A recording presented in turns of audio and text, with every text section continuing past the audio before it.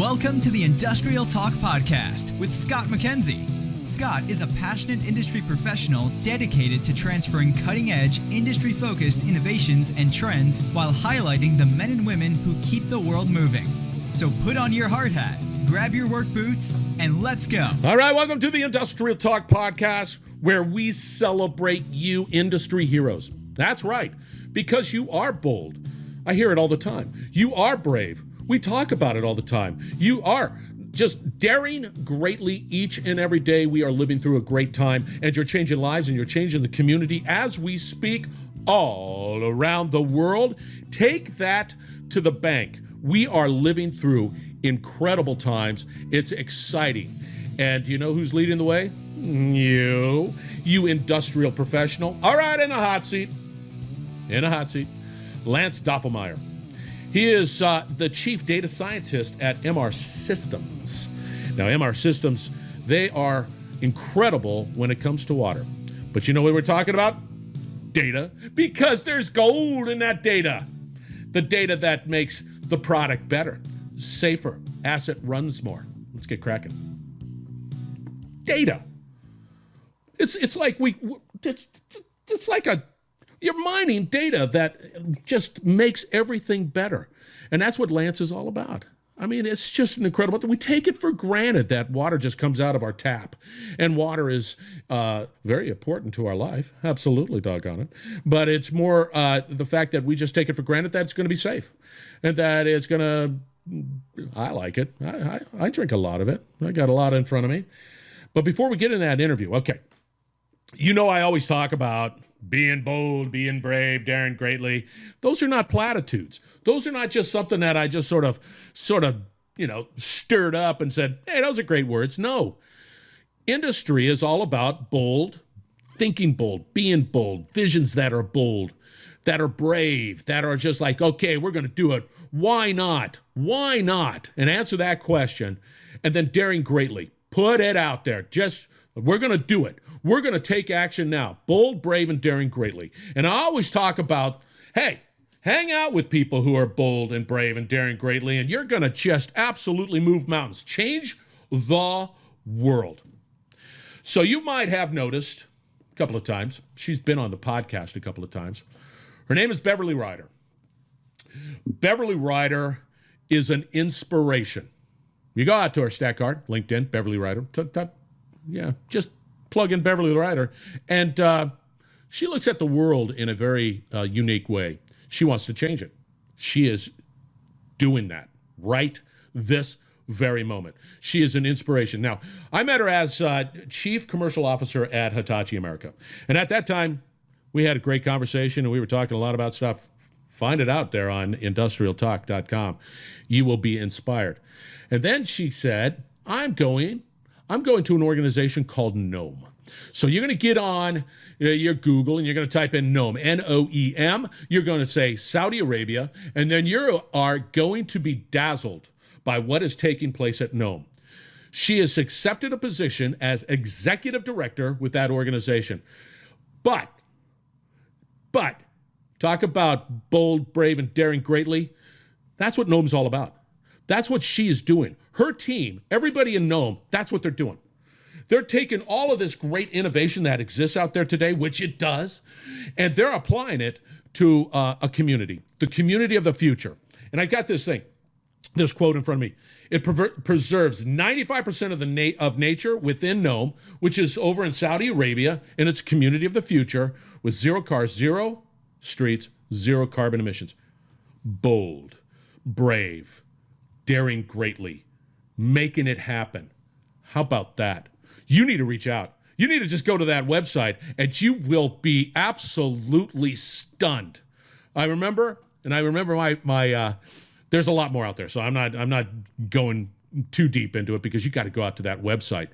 And I remember looking it up, and finally I said, and at that point in time, I contacted a couple of people. I said, you've got to check this thing out. You've got to see what's going on there. It is spectacular. This is exactly right there what the future looks like. It's exciting.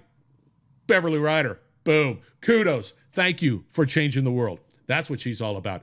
All right, I want a paper, right, and pencil. We've got an event that I want you to at least consider going to. It's the Digital Summit brought to you by IoT Solutions World Congress. I am running a side event. When I say I have people that know what we're going to be talking about, and I just sort of sit there like eye candy and ask them questions. But I do have a utility background, and so we're going to be talking a little bit about the electric utility, right? The electric utility's digital transformation journey. And what makes this an interesting conversation, when you start talking about the utilities, we take that for granted. Lights go on, everything works just fine.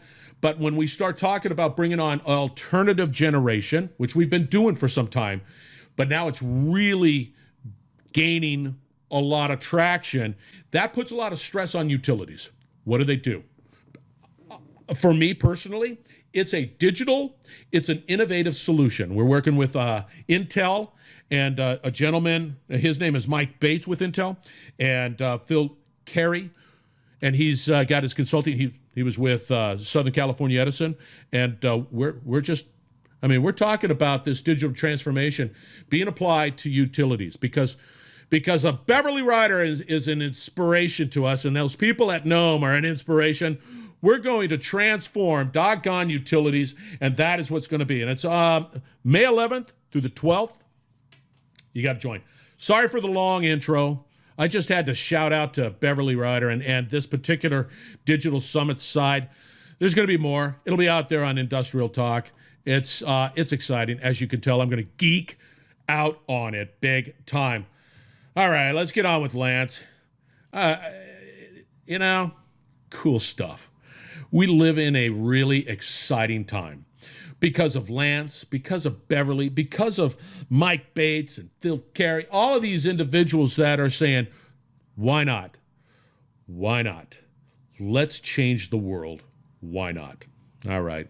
Enjoy the conversation with Lance. Lance, welcome to the Industrial Talk Podcast. Absolute honor that you have joined and you're going to be sharing your insights and wisdom into water with the listeners of the Industrial Talk Podcast. How are you doing? Good, Scott. How are you? Thanks for having me. Well, it's a pleasure because I love this topic. So for the listeners out there, let's get right to it. Give us a little 411 on who Lance is. Sure. I'm Lance Dofflemyer with MR Systems, and we are a water and wastewater integrator for the Southeast United States, and all we do is water. Southeast?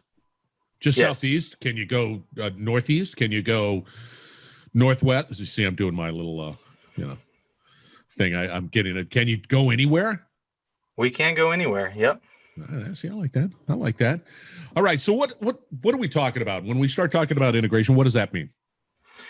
That's a good question. So we're in the field of process controls, and to kind of break down that term, it doesn't really matter what manufacturing facility we're talking about. It could be a pulp and paper mill. You got trees on one side and you got paper on the other. If you go to a cookie plant, you've got raw ingredients on one side and you got cookies on the other. Well, with water, we have a lake on one side and we have clean drinking water on the other. Everything that goes on in between that is the process. Now, humans are really bad at, controlling complex processes on their own. We're not very good at sub-second decisions and staying awake 24/7. So I try. I don't. Yeah, I try. Fail. It doesn't work. So we design industrial control systems to control those processes that manufacture whatever we want, and that's where the term process controls comes from. So what is the problem we're trying to solve here? What's that problem statement that we're trying to solve? Sure. So one of the issues that's come up in the water industry is really a siloed approach to water. And what I mean by that is that water utilities have historically evolved in an isolated manner. And to kind of give a background of the life cycle of water, we have a lake on one side, and we pull water from that lake, we treat it, we send it out to a distribution system, which can range from a couple of sites to hundreds of sites that just manage moving water around to people. Businesses use that water, and it goes to a collection system. And there can be a few to hundreds or even thousands of collection systems. Then that water is collected and sent to a wastewater plant where it's cleaned and put back into the river or lakes, and the cycle repeats. So the nature of the water industry has largely evolved in a siloed fashion where each one of these facilities kind of operates on their own. And the challenge for water utilities is, how do I know comprehensively what's going on in my entire watershed? Because I have all these data sources and mixed solutions that make up my water system. So what we've been doing with utilities is... I'm going to stop you real quick. Sure. So listeners, the process looks like this, and correct me if I'm wrong. Lakes and rivers, that's where our water source, that's where our watershed, where we're getting our water from there. We process it, we put it into the drinking category, and then there is, at the other end of that drinking category or process, is the collection, and then you put it back into the rivers and lakes, and then the process continues to go around and around and around. Got it. Right, yep. Continue. So we've been working with utilities to really bring all these data sources into one application. Anything from a single application where they can navigate particular screens or dashboards or insights so they can see what's going on at any facility at any given time. And more importantly, we've been standardizing these data sets so that they can be used for advanced analytics and data science and ML and things like that. Why is that important? It's important for a number of reasons. So anomaly detection is one of them. If we can, evaluate, sometimes, in some of our applications, there's millions of data points coming in real time. It's quite difficult for a human to review that data in real time and make a decision off of it. And so, anomaly detection is pretty key on that. By aggregating the data into one single pipeline, we can also introduce new KPIs or important pieces of information that are applicable to that municipality. Information that they would like to have had and know it's beneficial, but just had no way of getting it. I have to ask what that example would be. I'm taking it for granted. I go to my sink, I pull that water, it's all good, and whatever's happening today, I'm okay. What additional information can they glean that makes it even better? I that's an interesting challenge that I see. Sure. So one example I was working with recently is we had a large wastewater plant that they'll process anywhere from 40 to 60 million gallons a day, and they get sent a lot of water from a number of different sources. Those sources are in other remote geographical locations, and I know the flow that they're sending, and I know the flow that the plant is receiving. But what we don't know is if any flow is getting lost along the way. So by connecting all these facilities, I can ensure that the flow that we're sending that facility is actually getting there, or we can start to detect that, hey, maybe you have a pipe that's broken, or you have some loss along the way. I mean, just very simple. It doesn't have to be this complex, ML algorithm. It could just be, basic subtraction that can provide insights that they previously didn't have. So I'm sending 10 here. I want 10 at the other end. But if I'm sending 10 here and I get 9 here, that's a flag that says, hey, we're losing something. And Right. And it's important to be able to retain as much, water as we possibly can. That's an important component to the whole process. Absolutely.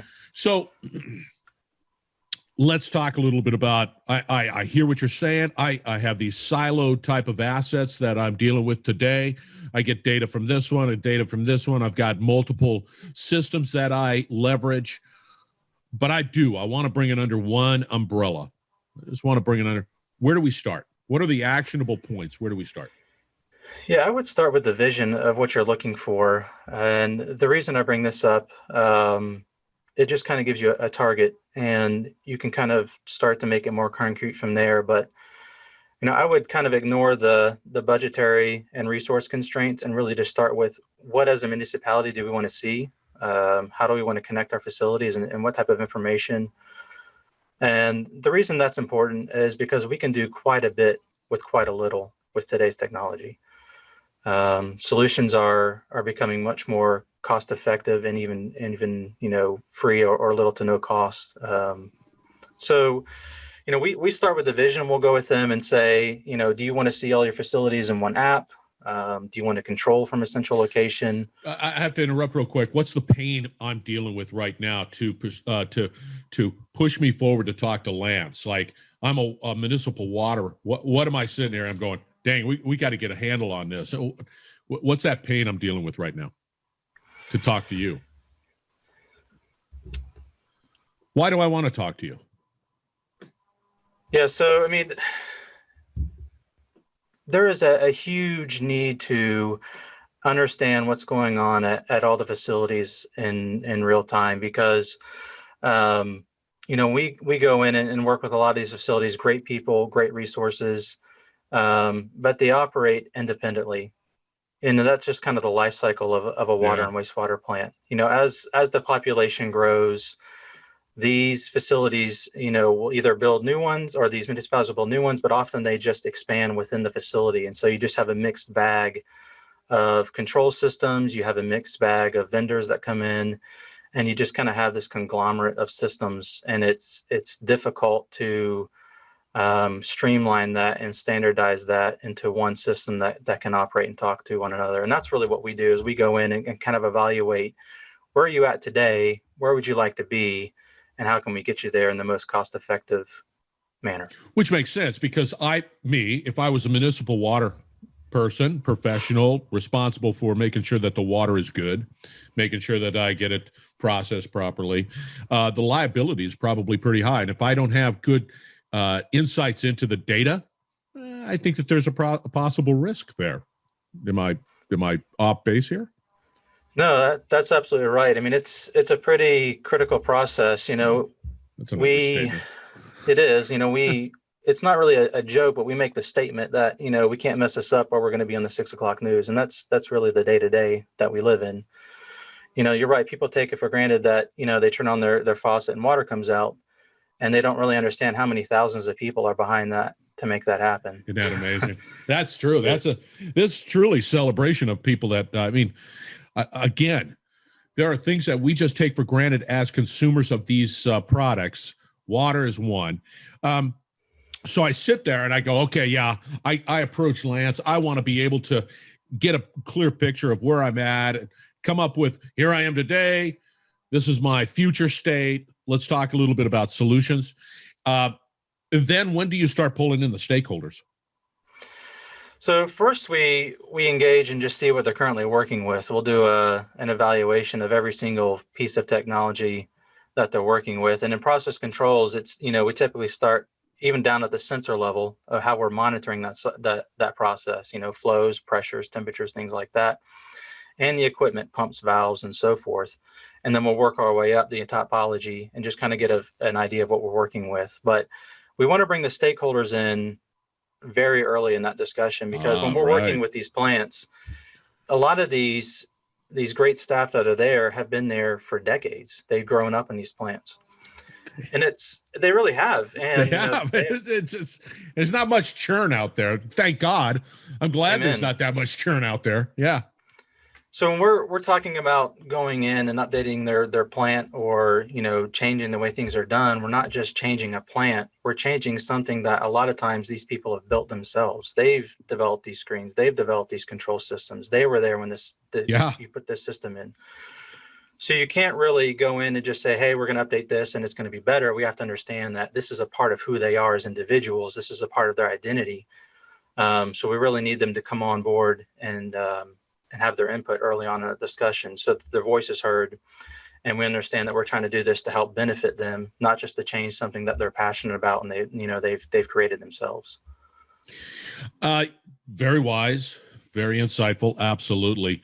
I believe the reality is the future, the innovation, and people like you, your company, and others are looking for ways of being able to make it better, safer, more reliable, all of the stuff that's important for a sustainable. Do you find many of these water treatment facilities, they've been around for many years? Yeah, they've been around for, in some cases decades, and it's just a mixed bag of what's in there. And a lot of times it's more cost effective to expand a plant than it is to build a new one. And so you just have kind of generations of a plant within a plant. And that makes it a little bit more difficult when we're trying to standardize and bring all this data up. You really have to work with a number of technologies, and it's possible. We do it in a number of cases. We're working with one of the largest wastewater plants in Georgia right now to do just this. We're taking 2 to 3 decades worth of controls and standardizing it and making it one unique standardized system that's being replicated up and analyzed. And they just got tired in this particular water. They just got tired of all these multiple systems and multiple sources of data. You can't really, if you're pulling data from one side and another side, it's hard to reconcile or whatever. What's important there? I would imagine that becomes unwielding, right? It just becomes a mess. It does, and that's a great point, because if you want to make data-rich applications, you need to spend most of your time at the edge where the data is being generated. Yeah. A lot of people, when they think of data science and ML, they think of this top-level operation where we're just going to throw some algorithms at it or throw some insights at it, and we get this great application. But that's really backwards, because you could have the best ML tools available, you could have the best data scientists, you could have the most pretty trends and the most beautiful graphs, but it's not going to mean anything if your data isn't good. So we spend most of our time at the edge where the data is being generated. Define edge for the listeners. Sure. So edge is really just where the data is being generated. It's where the control is happening. It's where the process is. And so when we're building our data, we're doing data engineering on our data pipelines. We'll spend the bulk of our time at the edge or at the plant where the data is being generated. And the reason we do that is because we want a single source of truth, meaning that we want every single piece of information that I need to understand that data point at the edge. And I send it all the way up so that by the time I bring millions of data points up, I'm not trying to sit there at the server level figuring out what those data points are. We've already defined them at the edge, and it travels with the data. So it's already scrubbed. You're just saying, here's a bunch of data. I don't need that. I don't need that. That might be important, this, that, and the other thing. And then when you do finally send it up into the cloud where it's, you put some processing on it, you've got good data. Exactly. Sounds good. Sounds all wonderful. What are the roadblocks? So roadblocks are, initially it could be stakeholders. You've got people that are reluctant to change, and that's natural for humans. We're all in that category. We all just kind of want to get to work, and we've got enough stuff going on. And when someone comes in and says, hey, I want to change everything, they're pretty reluctant. And, you just have to be patient. I've had some people that were, extremely against the idea of digital transformation at first. And you're patient with them. You hear them out. If they have legitimate concerns, you address them. But what I found is that, you can usually just work with them one-on-one and win them over. You start to understand, okay, yeah, you are having issues at your plant. Yeah, we could solve that. Yeah, we could provide that. And they kind of come around. So, everyone's resistant to change, but if you're patient with them and work with them, you can win them over, and they can usually become your biggest advocates. The thing comes to mind is, can you incrementally approach improvement in this particular case? Instead of big bang, you just say, hey, here's a problem. Let's just tackle this right now. Is that a possibility? Absolutely. Yeah, absolutely. It's a wide spectrum. You could do everything from the ground up, or you could just tackle one individual problem, and you can tailor a solution just for that particular problem. We had a case recently where they are doing, we had a couple of PhDs that were, trying to do something new with the process, and the process wasn't monitored. They didn't have any control, no monitoring, no analytics. And we came in and in a week had something up and running for them that they could start collecting data and making great decisions and tactical decisions. And let's just be candid here. It's got to be safe. It's got to be healthy. It's got to meet all those needs. And we can't, and that's an important component to our water system. The other area that I'm intrigued with, especially is security, right? I mean, once you start to go down the road of data transformation, you're sort of, in essence, opening up possible penetration points. Talk to us a little bit about that, the security component. It's really the most important in this connected age, especially for the water industry. And it's, no one's immune to attack. So we have to be very vigilant. There's a lot of smart attackers out there, and thankfully there's a lot of smart people combating that. So typically where we'll start is we'll make a data pipeline. So we'll start at the sensor, and we'll track every single stop that data takes all the way up to the cloud. And the reason that's important is I need to know how that data is traveling, even within a piece of software. And we'll have some applications where the data might move 20 to 30 times before it even lands in a database or an end user. And the reason that's important is that we'll take these diagrams and we'll work with IT groups to say, listen, we're not trying to blast holes in your firewalls. We're not trying to open things wide up. I need this source to talk to this destination only on this port at this times. And this is the type of protocol I'm using, and it's encrypted. Just having an intimate knowledge of your data pipeline goes a long way when you're working with IT groups. Yeah, you want to get up front with that too. Unfortunately, many implementations, that security conversation is after the fact, after everybody's like, yeah, right, this is great stuff. It needs to be up front to be able to ensure the level of security, but not because everybody starts talking about cybersecurity. You're trying to prevent me from doing work, whatever it might be. And you got to disagree with that, just because it's all a part of that whole digital transformation journey and future success. It just has to happen. All right, we've got to wrap it up. How does somebody get a hold of you? LinkedIn is a great way. And I'm on there quite a bit and love to post and love to talk to people. So someone can connect with me there. Lance, Dofflemyer, last name Dofflemyer. Did I get that? You got it. Perfect. All right. And I would imagine there's not many Dofflemyers out there in LinkedIn. There's not. Look at you, man. You got your own little, LinkedIn domain page, man. That's pretty doggone cool. All right.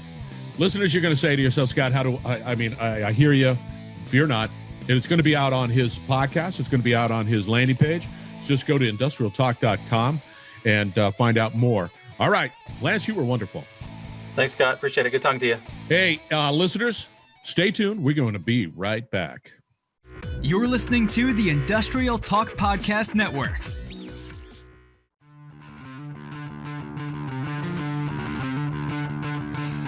Again, Lance, thank you very much for being on the Industrial Talk Podcast and talking data, talking about the power behind data, everything that, we need to. You're building the community of the future. No, data. You're going to have to figure that out too.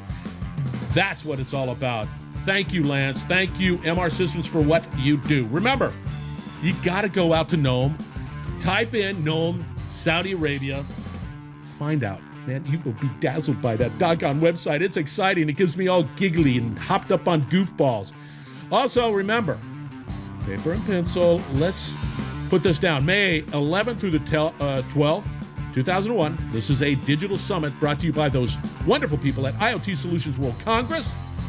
They're going to be talking about electric utility, digital transformation journey, and it is a journey. You just got to start. All right, be bold, be brave, dare greatly. Hang out with people like that. You're changing the world. Thank you very much for joining. We are going to have another interview right around the corner. Thank you.